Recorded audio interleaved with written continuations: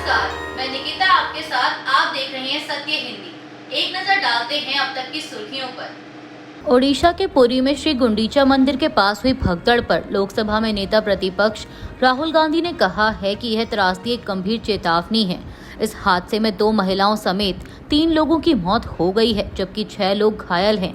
राहुल गांधी ने social media platform x पर लिखा कि पुरी में रथ यात्रा के दौरान हुई भगदड़ की घटना अत्यंत दुखद है। शोक संतप्त परिवारों के प्रति मेरी गहरी संवेदना और घायल श्रद्धालुओं के शीघ्र स्वस्थ होने की आशा करता हूं। साथ ही उन्होंने ओडिशा सरकार से राहत कार्यों में तेजी लाने की अपील की और कांग्रेस कार्यकर्ताओं से आग्रह किया है कि वो इसमें हर संभव मदद करें। राहुल गांधी ने लिखा कि यह त्रासदी एक गंभीर चेतावनी है। ऐसे बड़े आयोजनों में सुरक्षा व्यवस्था और भीड़ प्रबंधन की तैयारियों की गंभीरता से तैयारी और समीक्षा होनी चाहिए। जीवन की रक्षा सर्वोपरि है और इस जिम्मेदारी में कोई चूक स्वीकार्य नहीं है। पूरी रथ यात्रा भगदड़ के बाद ओडिशा सरकार ने सख्त एक्शन लिया। मोहन मांझी सरकार ने पुरी के जिला कलेक्टर और एसपी का ट्रांसफर कर दिया और टीसीपी विष्णुपति और कमांडेंट अजय पाधी को ड्यूटी में लापरवाही के लिए सस्पेंड कर दिया है।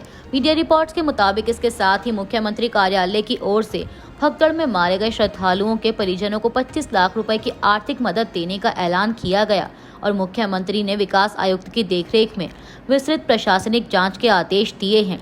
चंचल राणा को नया जिला कलेक्टर नियुक्त किया गया है, जबकि पिनाक मिश्रा ने नए एसपी का कार्यभार संभाला है। ओडिशा के पुरी में श्री गुंडीचा मंदिर के पास भगदड़ पर पूर्व मुख्यमंत्री नवीन पटनायक ने प्रतिक्रिया देते हुए सोशल मीडिया प्लेटफॉर्म एक्स पर लिखा कि पुरी में हुई इस दुखद भगदड़ में अपनी जान गंवाने वाले तीनों श्रद्धालुओं के परिवारों के प्रति अपनी गहरी संवेदना प्रकट करता हूं। उन्होंने कहा कि इस हृदय विदारक घटना में घायल हुए श्रद्धालुओं के शीघ्र स्वस्थ होने की प्रार्थना महाप्रभु जगन्नाथ से करता हूं। नवीन पटनायक ने बताया कि प्रत्यक्षदर्शियों का कहना है कि इस भयानक त्रासदी के शुरू में श्रद्धालुओं के परिजनों ने ही राहत कार्य शुरू किया। भीड़ को नियंत्रित करने के लिए कोई सरकारी मशीनरी मौजूद नहीं थी। ये लापरवाही दिखाता है।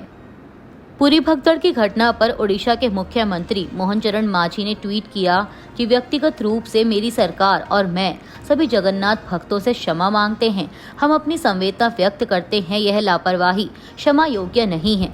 सुरक्षा चूक की तत्काल जांच की जाएगी और मैंने निर्देश दिया है कि जिम्मेदार लोगों के खिलाफ सख्त कार्रवाई शुरू करने के लिए आवश्यक कदम उठाए जाएं। राजधानी दिल्ली में झुग्गियों को तोड़े जाने के खिलाफ आम आदमी पार्टी ने आज रविवार को जंतर मंतर पर बड़ा विरोध प्रदर्शन किया। इस मौके पर पूर्व मुख्यमंत्री अरविंद केजरीवाल समेत पार्टी के कई बड़े नेता मौजूद रहे। इस दौरान अरविंद केजरीवाल ने केंद्र सरकार और राज्य की भाजपा सरकार पर जमकर निशाना साधा और आरोप लगाया कि 5 महीनों में भाजपा ने गरीबों का जीना मुश्किल कर दिया है। उन्होंने कहा कि जिन झुग्गियों को हटाया जा रहा है वहीं से लोग अपना रोजगार करते हैं। महिलाएं आसपास के घरों में काम करती हैं, लेकिन उन्हें सड़कों पर लाकर खड़ा कर दिया गया है। केजरीवाल ने अपने भाषण में प्रधानमंत्री मोदी पर सीधे हमला बोलते हुए कहा कि मोदी जी ने वादा किया था कि जहां झुग्गी वहीं मकान, लेकिन हकीकत में वे मैदान बना रहे हैं। ये झूठे प्रधानमंत्री हैं। आगे कभी मोदी की गारंटी पर भरोसा मत करना। इनके नेता कभी आपके घरों में आकर सोते थे और अब उन्हीं घरों को तोड़ने की योजना बना रहे हैं। ड्राइवर, दूध वाले, काम वाली दुकान वाले सब झुग्गी से आते हैं। दिल्ली की 40 लाख आबादी झुग्गियों में रहती है और इन्हें उजाड़ने की साजिश हो रही है। विरोध प्रदर्शन के दौरान अरविंद केजरीवाल ने आगे चेतावनी दी कि अगर झुग्गी तोड़ने की कार्रवाई नहीं रोकी गई तो इतना बड़ा आंदोलन होगा कि इसी जंतर मंतर से कांग्रेस की सरकार गई थी, अन्ना आंदोलन हुआ था। केजरीवाल ने कहा कि रेखा गुप्ता सरकार 3 साल भी नहीं चलेगी। उन्होंने कहा कि यह सरकार झुग्गी वालों को उजाड़ने के बाद 1 साल में फ्री बिजली भी बंद कर देगी। स्कूलों की फीस बढ़ा दी गई है। मोहल्ला क्लिनिक बंद कर दिए गए हैं। 50 डिग्री की गर्मी गरीबों को सड़क पर रहने के लिए बेबस कर रहे हैं और अब आरोग्य मंदिर के नाम पर उन्हें रंग रोगन कर दिखाया जा रहा है। इन लोगों को सरकार चलानी नहीं आती, बस लूटना आता है। उत्तराखंड में हो रही लगातार भारी बारिश और इस कारण भूस्खलन की आशंकाओं को देखते हुए चारधाम यात्रा को 1 दिन के लिए स्थगित कर दिया गया है। गढ़वाल आयुक्त विनय शंकर पांडे ने इस बारे में जानकारी देते हुए बताया कि वर्तमान मौसम परिस्थितियों को ध्यान में रखते हुए यह निर्णय लिया गया है। उन्होंने कहा कि यात्रियों की जान माल की सुरक्षा के मद्देनजर यह एहतियाती कदम उठाया गया है ताकि मार्गों पर फंसे श्रद्धालुओं को किसी प्रकार की असुविधा न हो और उन्हें सुरक्षित स्थानों तक पहुंचाया जा सके। संबंधित जिलों के प्रशासन को अलर्ट पर रखा गया है और राहत एवं बचाव दलों को भी सक्रिय किया गया है। गढ़वाल आयुक्त पांडे ने बताया कि आगे की यात्रा को लेकर निर्णय सोमवार को मौसम की स्थिति और मार्गों की समीक्षा के बाद लिया जाएगा। श्रद्धालुओं से अपील की गई है कि वे प्रशासन के जारी दिशा निर्देशों का पालन करें और मौसम सामान्य होने तक आगे के लिए ना निकलें।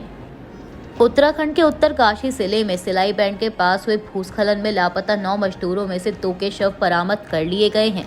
बाकी 7 मजदूरों की तलाश अभी जारी है। यह जानकारी उत्तरकाशी जिला प्रशासन ने दी।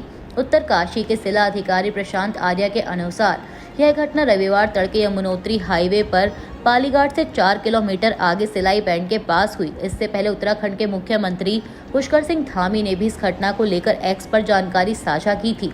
उन्होंने लिखा था कि जनपद उत्तरकाशी की बड़कोट तहसील के सिलाई बैंड क्षेत्र में हुए भूस्खलन की दुखद घटना में कुछ श्रमिकों के लापता होने की सूचना मिली है। एसडीआरएफ, एनडीआरएफ समेत अन्य टीमें घटनास्थल पर पहुंचकर राहत और बचाव कार्य में जुटी हैं। मैं लगातार संबंधित अधिकारियों के संपर्क में हूं और ईश्वर से सभी के सुरक्षित होने की प्रार्थना करता हूं। अमेरिका के राष्ट्रपति डोनाल्ड ट्रंप ने एक बार फिर इस्राएली प्रधानमंत्री बेंजामिन नेतन्याहू के खिलाफ चल रहे आपराधिक मुकदमे की आलोचना की है। उन्होंने दावा किया कि इससे गजा और ईरान के साथ डील करने की कोशिशों को नुकसान पहुंचेगा। अभियोजन पक्ष को सीधे तौर पर न धमकाते हुए डोनाल्ड ट्रंप ने इसराइल को अरबों डॉलर की अमेरिकी सहायता के बारे में बताया। ट्रंप ने अपने ट्रूथ सोशल पर लिखा कि इसराइल में बीबी नेतन्याहू के साथ जो हो रहा है वो भयावह है।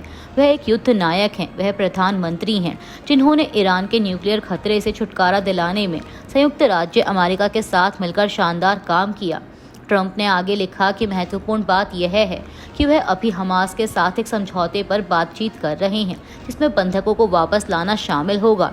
यह कैसे संभव है कि इसराइल के प्रधानमंत्री को बिना किसी बात के लिए पूरे दिन कोर्ट रूम में बैठने के लिए मजबूर किया जा सकता है? यह एक राजनीतिक बदले की कार्रवाई है जो कि बिना ठोस सबूत के किसी के खिलाफ जानबूझकर की गई छानबीन या प्रताड़ना है। न्याय का यह मजाक ईरान और हमास दोनों की वार्ता में बाधा डालेगा। दूसरे शब्दों में यह मूर्खता है। हमने अभी प्रधानमंत्री बीबी नेतन्याहू के नेतृत्व में एक बड़ी जीत हासिल की है और यह हमारी जीत को धूमिल करता है। बीबी को जाने दो, उन्हें एक बहुत बड़ा काम करना है।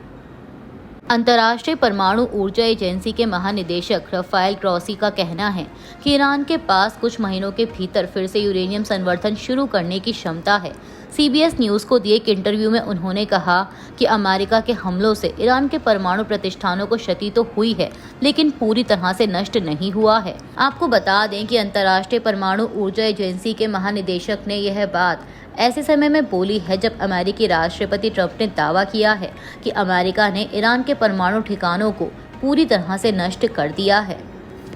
महाराष्ट्र में प्रस्तावित महाराष्ट्र विशेष सार्वजनिक सुरक्षा विधेयक ने बड़ा विवाद खड़ा कर दिया है। इस विधेयक को शहरी नक्सलवाद से निपटने के लिए लाया गया है, लेकिन आलोचकों का कहना है कि यह कानून असहमति को दबाने, शांतिपूर्ण विरोध को अपराध बनाने और संवैधानिक अधिकारों को कमजोर करने का हथियार बन सकता है।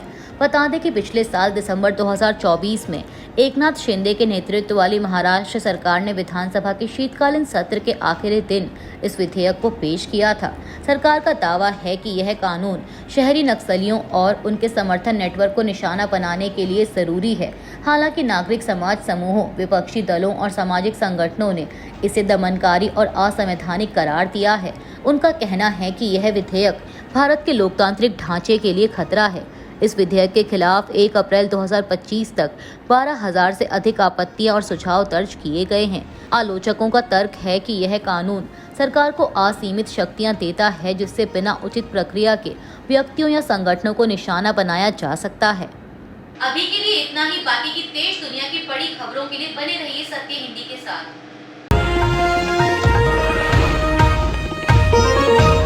Copyright disclaimer under Section 107 of the Copyright Act 1976. Allowance is made for fair use for purposes such as criticism, comment, news reporting, scholarship, and research.